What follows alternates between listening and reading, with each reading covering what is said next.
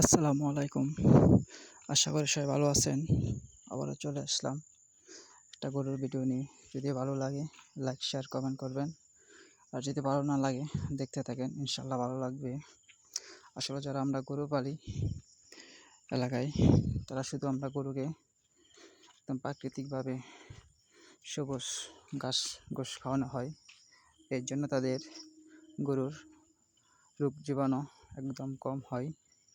গরু সুস্থ থাকে, ভালো থাকে। আপনার এই জন্য গরু যে গাভী গরুগুলো আছে, সেই গাভী গরুগুলো দুধ দেয় ভালো, বেশি বেশি দুধ দেয় সবুজ ঘাস খাওয়ানোর জন্য। এলাকার গরু আসলে পালতে ঝামেলা হয় না বেশি একটা, কেননা প্রচুর পরিমাণ ঘাস থাকে এলাকার মাঝে। এই জন্য ঘাস খাওয়ানো যায়, গরু পালতে বেশি একটা কষ্ট হয় না, মোটামুটি সুবিধাই হয় গরু পালার জন্য। আসলে আমরা যারা গরু পালি, যদি আসলে গরুর পেট না ভরে আসলে নিজের কাছেও ভালো লাগে না।